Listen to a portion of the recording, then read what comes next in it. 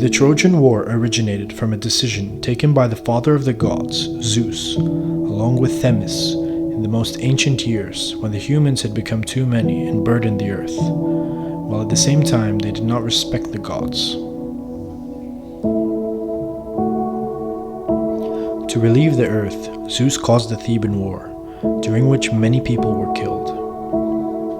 After some time, the human population increased again, and Zeus asked the son of Nyx, Night, Momus, what to do, and he advised him to do two things: to have a beautiful daughter, and marry Nereid Thetis to a mortal man. Then Zeus united with Leda, the wife of Tyndareus, king of Sparta, and brought Helen to life. At the same time, he prepared the wedding of Thetis and Peleus.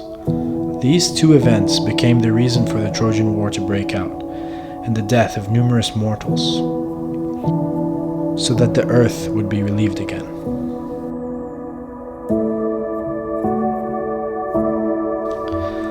The Apple of Discord and the Judgment of Paris. Following the advice by seer Momus, Zeus looked to the wedding of mortal Peleus to Thetis. The ceremony was held on Mount Pelion, and all the gods attended, bringing their presents. Only Ares, Discord, was missing because they did not want to invite her. To avenge them, she threw an apple in the middle of the gathering, saying that it was to be given to the most beautiful goddess. Then the three goddesses, Hera, Athena, and Aphrodite, each one certain that she was the most beautiful, claimed the prize. Zeus sent them along with Hermes to Mount Ida, where Paris, the son of the king of Troy, kept his father's cattle.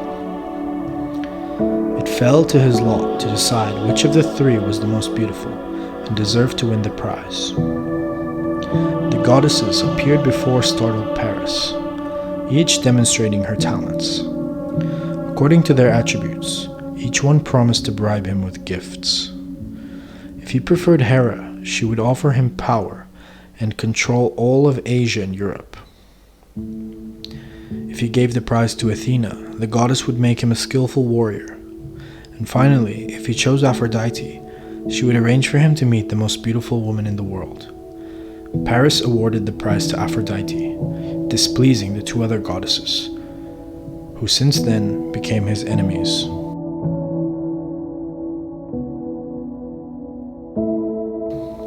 As Helen grew up, her reputation and beauty had reached all corners of Greece, and her father decided to marry her off.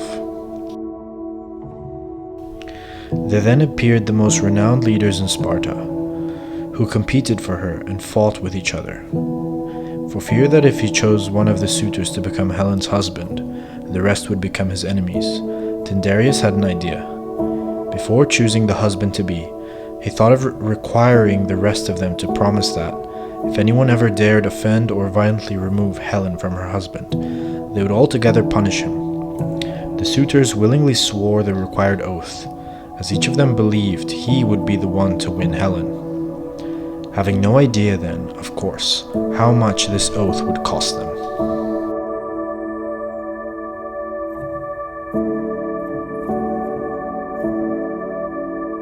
Tyndareus decided to offer his daughter in marriage to Menelaus, a son of Atreus and a brother of Agamemnon, not only because of his wealth, but also because Agamemnon, who had already married his other daughter, Clytemnestra, was a supporter of his. Menelaus and Helen lived happily and had a daughter, Hermione. When Tyndareus lost his two sons, Castor and Peleus, he called Menelaus from Argos and offered him his kingdom in Sparta. 10 years after the marriage of beautiful Helen to Menelaus, Paris arrived in Sparta, driven by Aphrodite, to find the woman he had been promised by the goddess, the most beautiful woman of all. Before leaving Troy, his brother Elenos and his sister Cassandra had, in vain, prophesied the havoc that was bound to follow this journey of his. Paris had been offered hospitality at Menelaus' palace for 9 days, when on the 10th day, Menelaus had to leave for Crete to bury the father of his mother, Atreus. His absence from the palace facilitated Aphrodite, who, keeping her promise, brought Paris and Helen together. Immediately afterwards, the royal prince of Troy boarded the ship with Helen, some of Menelaus' treasure, and some of Helen's maids, and left in the darkness of night, leaving Helen's 9-year-old daughter, Hermione, alone in the palace. Their journey was not an easy one, because the gods were alert. Hera sent them a storm, which caused them to land in Sidon. They stayed in Phoenicia and in Cyprus for a long time, because Paris was afraid that they might be pursued. Then they set out for Troy, and upon arriving, they celebrated their wedding.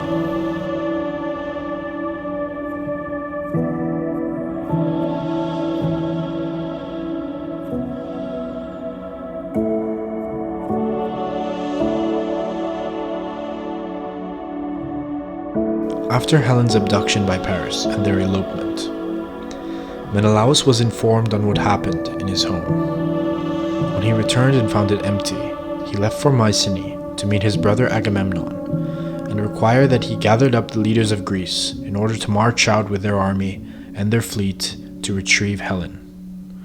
He sent emissaries all over Greece to tell them about the misfortune, and the leaders accepted the call, since they were bound by an oath that they had given to Tyndareus, Helen's father, that they would avenge in such a case.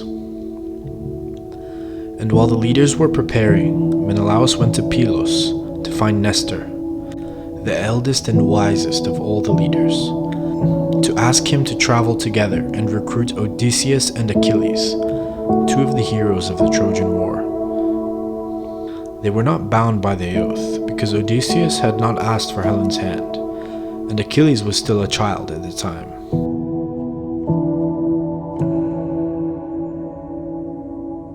Ironically, since Odysseus had been the one to propose the oath in the first place, he did not want to join the expedition, and had good reason for it. An oracle had informed him that if he participated, it would take him 20 years to return home. So he decided to pretend to be insane by harnessing a donkey and an ox to a plow and sowing salt on the field. Palamedes, who was the man sent to recruit Odysseus from Ithaca, did not believe the hero one bit. In order to test his sanity, he put Telemachus in front of the plow. Odysseus immediately changed course, thus exposing his plan. Odysseus never forgave Palamedes for this, and spent many an hour planning his revenge. Achilles was the only son of Peleus and Thetis, who, as a goddess, knew that if her son went to war, he wouldn't come back.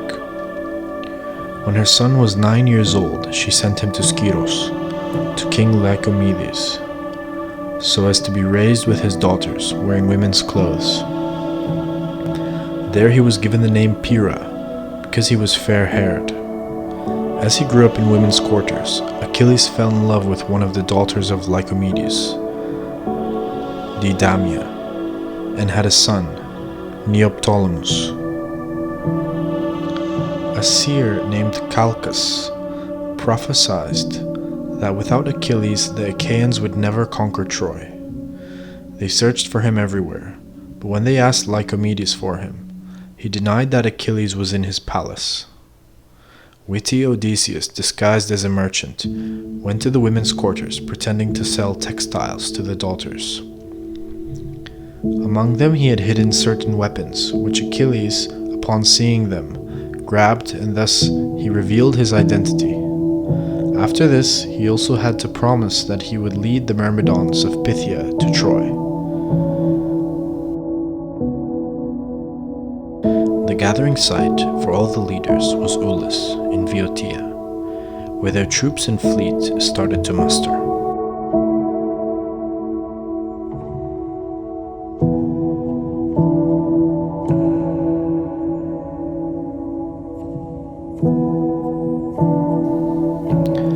Thank you guys for listening. Please like and subscribe, and hit that notification bell if you'd like to see more history leaks in the future. Take care.